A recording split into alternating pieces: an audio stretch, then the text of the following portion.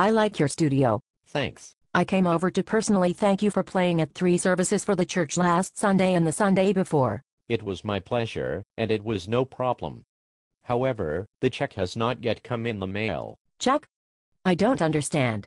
It was our impression that you volunteered your services. Volunteered? No. We specifically worked out an agreement to where I would be paid once per month for playing at the church.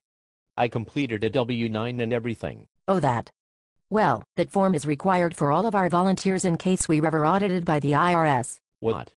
Are you serious? Why would you get audited if you're not paying anyone? Well, it's very simple. We use all of our volunteers as tax write-offs every year. This way we can pay the mortgage on the church and the pastor gets a new Rolls-Royce. I think he's going for a Maybach next year. He deserves it. He works very hard standing behind that pulpit saving souls. Oh my God. I must be on candid camera. This can't be real. This just can't. What do you mean? You guys will benefit from the write-offs, too. I really hesitate to ask how, but what the heck? How? Well, it's simple. No, no, no. Please don't start another sentence with "it's simple," because you always follow up with something more stupid. Really? This is not a joke. You really will benefit from the write-offs? The church will claim that they paid you $20,000 each year and you get to claim it on your taxes. Additionally, you can claim some of your own write-offs such as the mileage you use to get to and from church to play.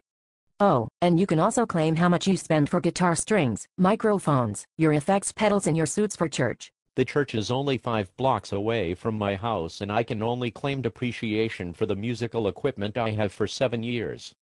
And as far as my suits for church, I only buy clothing every few months. That will not amount to anywhere near $20,000. I really hate to have to bring this up, but although you have been faithful in your services to the church, you have not paid a lick of tithes. The Lord wants you to pay 10% of your earnings and we have not seen one thin dime.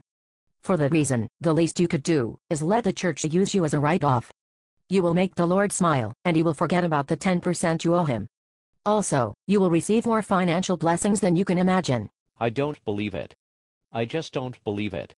How can I pay tithes when apparently I don't have a job? I signed on with the church as a paid musician, but according to you, I'm a volunteer, which means my income is nothing. And how could a church that seats 5,000 have non-paid musicians?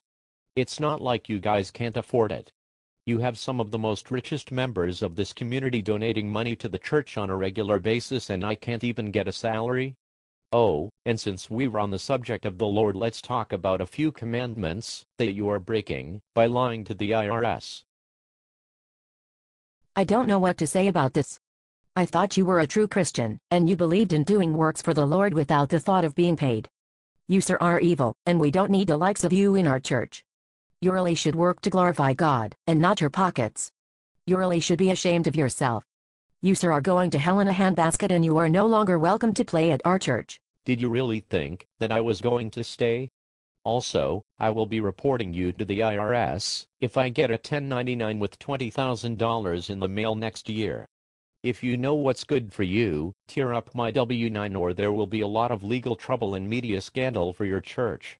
The whole community will not only know how the church handles its business, but also how the pastor cheats on his wife. You know about that firsthand, don't you?